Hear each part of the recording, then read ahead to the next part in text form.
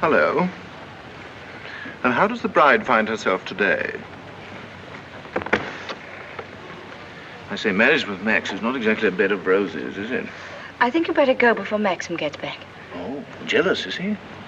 Well, I can't say I blame him. But you don't think I'm the big bad wolf, do you? I'm not, you know. I'm a perfectly ordinary, harmless bloke. And I think you're behaving splendidly over all this. Perfectly splendidly.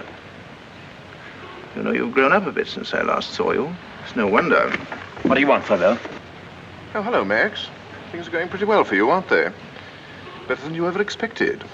I was rather worried about you at first. That's why I came down to the inquest. Well, I'm touched by your solicitude, but if you don't mind, we'd rather like to have our lunch. Lunch? I say, what a jolly idea. Rather like a picnic, isn't it? Oh, I'm so sorry. Do you mind if I put this there? You know, Max, old boy, I really think I ought to talk things over with you. Talk what things over? Well, those holes in the planking, for one thing. Those holes that were drilled from the inside. Oh, Mullen. Yes, sir? Would you, like a good fellow, have my car filled with petrol? It's almost empty. Very good, sir.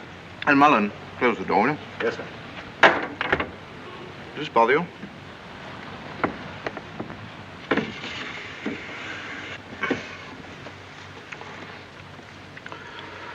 You know, boy, I have a strong feeling that before the day is out, somebody's going to make use of that rather expressive, though somewhat old-fashioned term, foul play.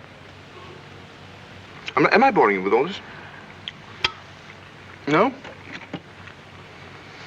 Good. Well, you see, Max, I'm finding myself in a rather awkward position. You've only got to read this note to understand. It's from Rebecca. And what's more, she had the foresight to put a date on it. She wrote it to me the day she died. Incidentally, I was out on a party on that night, so I didn't get it until the next day. And what makes you think that note would interest me? Oh, I'm not going to bother you with the contents now, but I can assure you that it is not the note of a woman who intends to drown herself that same night. By the way, what do you do with old bones? Bury them, eh, what? However, for the time being... You know, Max, I'm getting awfully fed up with my job as a motor car salesman. I don't know if you've ever experienced the feeling of driving an expensive motor car that isn't your own, but it can be very, very exasperating.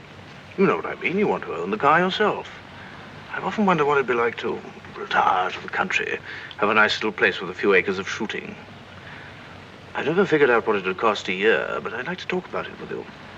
I'd like to have your advice on how to live comfortably without hard work. Hello, Fabel. Are you looking for me, Maxim? Yes.